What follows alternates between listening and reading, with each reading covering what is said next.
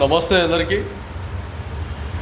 Cinema field Telugu cinema industry iBomma Ravi కొన్ని సినిమాలన్నీ piracy చేస్తాడు. చేసిన తర్వాత మొబైల్ ఫోన్లకు రకరకాలుగా ఇంటర్నెట్ వదిలేస్తాడు అని అక్కడ హైదరాబాద్లో పోలీస్ డిపార్ట్మెంట్ వారు అరెస్ట్ చేశారు. గతంలో పాత మనుగడలో ఉన్న సినిమాలు, ఆ సినిమాలు ఉన్న క్యాసెట్లు, అప్పుడు క్యాసెట్లు వీసీఆర్లు వస్తున్నాయి. ఆ క్యాసెట్లు వీసీఆర్లు కూడా పైరసీగా ఉన్నాయి అప్పట్లోనే.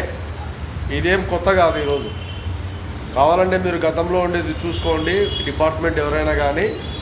అప్పుడు ఆధునికత తక్కువ ఉన్నది, ఆ తక్కువలోనే ఈ పైరసీ కూడా జరుగుతుంది.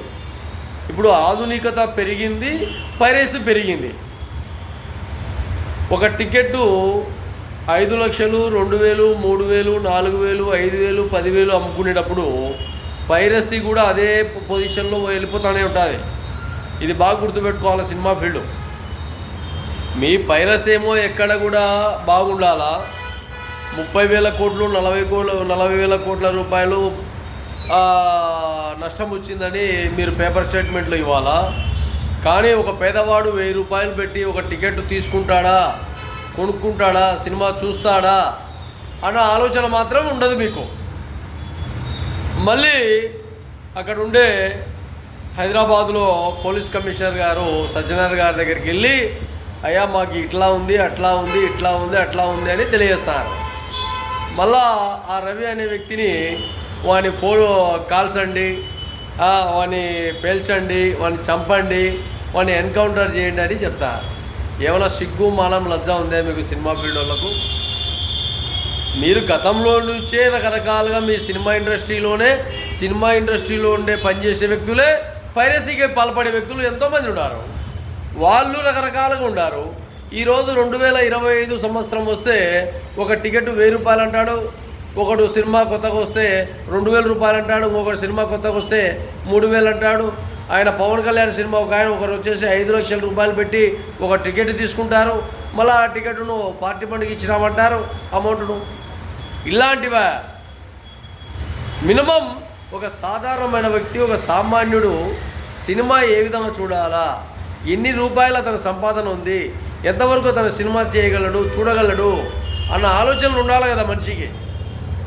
1,000 కోట్ల రూపాయలు మాత్రం మీకు బిజినెస్ కావాలా, పేదవాడి పరిస్థితి మాత్రం ఇబ్బంది. ఎక్కడైనా కానీ పేదలు ఇబ్బందులు గురవుతున్నారు, పేద సామాజిక వర్గాల సమస్యలు ఉన్నాయి. అక్కడ వర్షపాతాలు ఎక్కువైనాయి, ఇక్కడ వరదలు పోయాయి, ఇక్కడ ప్రాణ నష్టం జరిగింది, ఇక్కడ ఆస్తు నష్టం జరిగినాయి, ఇక్కడ ఆంధ్రప్రదేశ్ కొట్టుకొని పోతుంది, అక్కడ తెలంగాణ కొట్టుకొని పోతుందంటే మినిమం సినిమా ఇండస్ట్రీలో ఉండేవాడు ఒక 10 కోట్ల రూపాయలు, 5 కోట్ల రూపాయలు, లేదంటే 1 కోటి రూపాయలు విరాళాలు మాత్రం ఇయ్యరు. ఆ 1, 2, 3 తప్ప. కానీ మీ ఇండస్ట్రీ మాత్రం డెవలప్మెంట్ కావాలా, మీ సినిమా ఫీల్డ్ డెవలప్మెంట్ కావాలా, మీరు కోట్ల రూపాయలు సంపాదించుకోవాలా, ఫ్లాట్లు కొనుక్కోవాలా, ఎక్కడంటే అక్కడ స్టూడియోలు పెట్టుకోవాలా, ఎక్కడంటే అక్కడ స్థలాలు కొనుక్కోవాలా, ఇవన్నీ మాత్రం మీకు కావాల్సిందే. ఎక్కడన్నా అడిగితే ఒక సిగ్గు మానం లజ్జ ఉండాలిరా సినిమా ఫీల్డు. ఎవరినో అరెస్ట్ చేశాడు, వాడు పొరపాటు చేశాడు, రైటు. ఎవడో ఇబ్బందులు గురి చేశాడు అని అరెస్ట్ చేశాడు, రైటు. మరి మీరు ఎందుకు టికెట్లు పెంచుతున్నారు?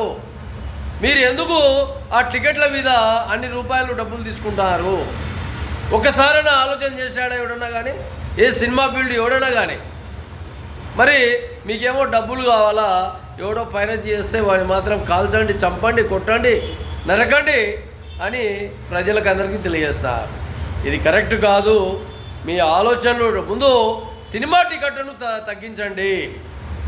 సినిమా టికెట్ తగ్గించి ఎవడైతే సాధారణమైన వ్యక్తి ఒక ఫ్యామిలీతో ఇబ్బందులు లేకుండా సినిమా చూడగలలో అలాంటి విధానాలు రాష్ట్ర ప్రభుత్వాలు ఈ విషయాలలో ఖచ్చితంగా ఖండించే విధంగా ఆలోచన చేసే విధంగా ఉండాలని కూడా మహాజన రాష్ట్ర సమితి ఈ విషయాలను పూర్తిగా తెలంగాణ, ఆంధ్రప్రదేశ్ తెలుగు సినిమా పరిశ్రమ అందరికీ కూడా, పెద్దలకు చిన్నలకు అందరికీ కూడా ఈ విషయాన్ని తెలియజేస్తాం.